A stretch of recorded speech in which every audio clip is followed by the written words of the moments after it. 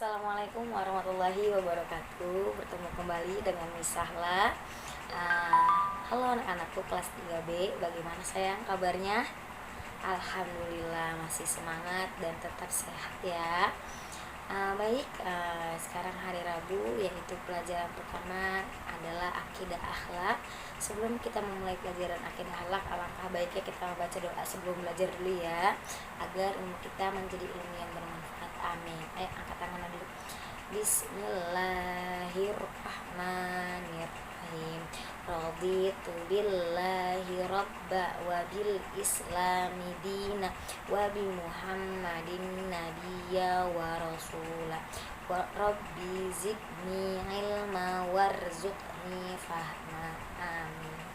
Baik, sebelum kita mulai pelajaran, biasa nih misalnya mau nanya dulu ke kalian, siapa pasti yang udah tahu kalimat thayyibah? Iya, kalimat thayyibah adalah kalimat baik. Kalimat baik atau kalimat berupa kata ma'ruf, yaitu kalimat yang baik dengan arti yang baik. Nah, sebenarnya ada berapa sih kalimat thayyibah? Iya, kalimat thayyibah itu ada banyak sekali. Tapi yang hari ini kita mau pelajari hanya 2 kalimat saja, yaitu kalimat subhanallah dan masya Allah. Selebihnya apalagi kalimat thayyibah nih Sahla? Nah, ayo siapa yang tahu?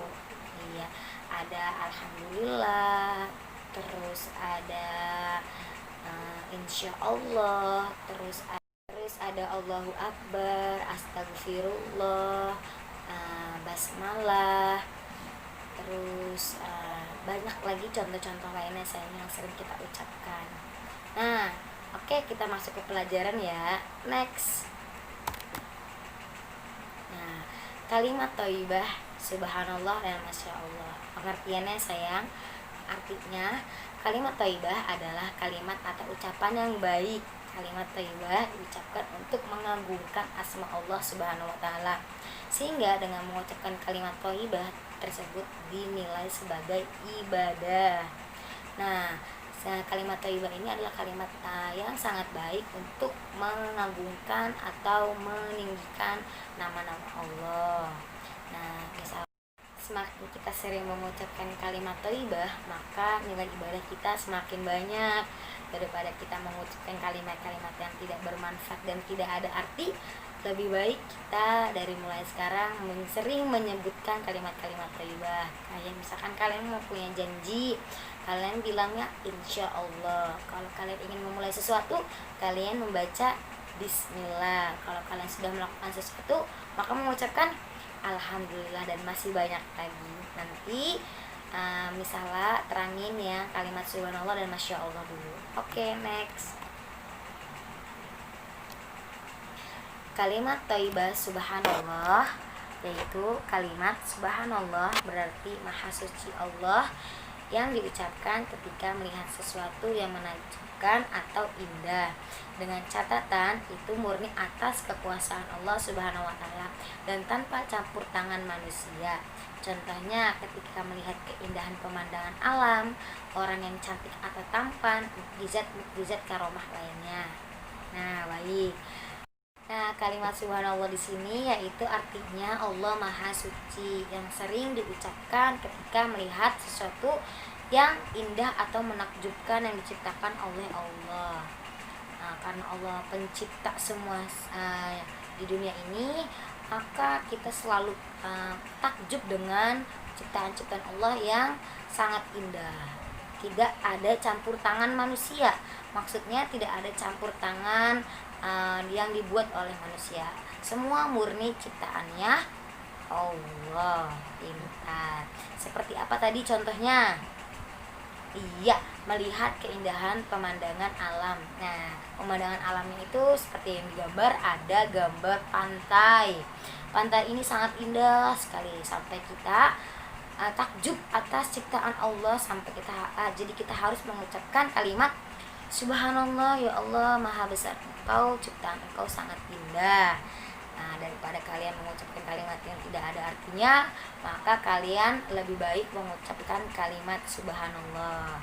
Satu, kalian akan mendapat pahala, dan kalian akan selalu mengingat kebesaran Allah. Oke, terus orang cantik dan tampan. Nah, siapa sih menciptakan kita cantik dan tampan? Itu Allah juga yang menciptakan, sayang. Jadi apabila kalian melihat seseorang yang cantik atau tampan, jangan kalian malah bilang dia cantik banget masa, tapi kalian mengucapkan subhanallah, dia cantik sekali ya, Masya Allah, seperti itu. Nah, atau kalian melihat mujizat lainnya seperti. Nah, kapan sih waktu pengucapan kalimat thayyibah subhanallah diucapkan? Nah, ada beberapa poin ya sayang. Mari kita baca bersama-sama. Yang pertama yaitu mendengar kejadian yang menakjubkan. Nah, apa sih yang menakjubkan? Contohnya seperti apa? Contohnya ketika kalian mendengar cerita peristiwa Isra Mi'raj ya, yang dilakukan hanya dalam satu malam. Wah, itu kan sangat tidak masuk akal ya sayang, karena Isra Mi'raj adalah perjalanan Nabi dari Masjidil Haram ke Masjidil Aqsa, dan dari Masjidil Aqsa ke langit ke-7. Nah, itu hanya dalam satu malam. Kalau secara dipikirkan oleh manusia sangat tidak mungkin ya, karena itu semua atas kehendak Allah atau atas izin Allah. Itu adalah peristiwa yang sangat luar biasa, maka kita ketika mendengar cerita itu, peristiwa itu, kita angka baiknya mengucapkan subhanallah. Oke, yang kedua yaitu menyaksikan keindahan alam semesta. Seperti tadi udah diberi contoh, seperti apa? Pertama, pemandangan laut atau pemandangan gunung, dan masih banyak lagi. Yang ketiga yaitu melihat kejadian tidak baik. Nah, ini juga termasuknya ya. Melihat kejadian yang tidak baik juga kita harus mengucapkan subhanallah. Misalkan contohnya yaitu ketika kita melihat teman bertengkar, atau kita melihat teman membuang sampah sembarangan, maka kita harus mengucapkan kalimat subhanallah. Yang keempat yaitu melihat sikap orang yang kurang menghargai sesama. Nah, ketika kita melihat orang yang selalu mengejek, itu tidak menghargai namanya ya, selalu mengejek, terus selalu merendahkan atau sering ngata-ngatain, dia kurang ini, dia mah ini. Nah, itu tidak boleh, tapi kita ketika melihat itu kita harus mengucapkan subhanallah. Oke, paham ya, kalimat thayyibah subhanallah ini diucapkannya ketika kapan saja. Kita lanjut ke materi selanjutnya, yaitu kalimat thayyibah masya Allah. Nah, pengertiannya salah bacain dulu ya. Kalimat masya Allah berarti sesuatu terjadi atas kehendak Allah yang diucapkan ketika melihat sesuatu atau kejadian yang indah maupun menakjubkan, sedangkan ada peranan manusia dalam sesuatu atau kejadian tersebut. Contohnya ketika melihat bangunan yang indah dan megah, memasuki kebun yang cantik, teknologi yang canggih, atau prestasi membanggakan, fisik yang kuat, dan sebagainya. Nah, beda sekali ya dengan tadi kata subhanallah. Oke, baik. Kalimat masya Allah ini artinya segala sesuatu terjadi atas kehendak Allah, tetapi ini ada peranan manusia atau ada campur tangannya sama yang sudah dilakukan oleh manusia atau diciptakan oleh manusia. Seperti tadi contohnya sudah misalnya sebutkan, apa yang pertama? Iya, melihat bangunan yang indah atau megah, melihat kebun yang cantik, teknologi yang canggih ya. Oke, next. Nah, kapan sih waktu pengucapan kalimat masya Allah ini diucapkan? Ada beberapa, mari kita baca bersama-sama. Yang pertama yaitu melihat kejadian yang mengagumkan dan mengherankan.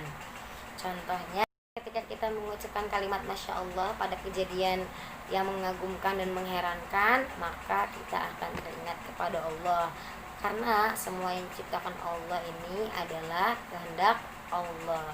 Lewat siapa? Lewat manusia. Allah menciptakan kita, terus mengasih kelebihan kepada kita, maka kita mengucapkan kalimat masya Allah karena semata-mata karena kita akan selalu mengingat Allah yang sudah menciptakannya. Yang kedua yaitu menyaksikan kemampuan seseorang.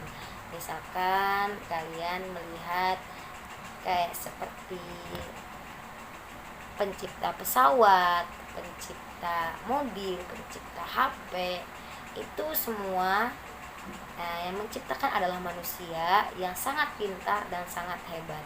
Tetapi itu semua atas kehendak Allah yang dikasih kepada manusia tersebut. Jadi tidak semata-mata manusia semua yang menciptakan, tapi semua itu adalah usaha kita yang dikehendaki Allah. Oke, seperti itu ya. Yang ketiga yaitu mengalami situasi yang mengejutkan. Nah, padahal menurut kita kejadian ini tidak mungkin terjadi, tetapi atas kehendak Allah maka itu bisa saja terjadi. Maka kita harus mengucapkan Masya Allah. Seperti apa? Anak tertimbun longsor atau seseorang kecelakaan atas musibahnya Allah, itu bisa saja tidak terjadi, tapi atas kehendak Allah. Apabila Allah sudah mengizinkan maka itu bisa terjadi. Kayak gitu ya nak. Oke, next. Oke, baik, cukup sekian penjelasan dari Misahla ya tentang kalimat thayyibah subhanallah dan masya Allah. Adapun setelah kalian menyimak penjelasan Misahla tadi, ada beberapa soal latihan.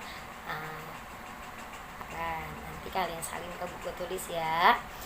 Oke, cukup sekian penjelasan dari Misahla. Tetap jaga kesehatan, tetap cuci tangan setelah keluar, tetap semangat dalam belajar online. Semoga kita bisa bertemu kembali. Cukup sekian dari Misahla. Assalamualaikum warahmatullahi wabarakatuh. Terima kasih.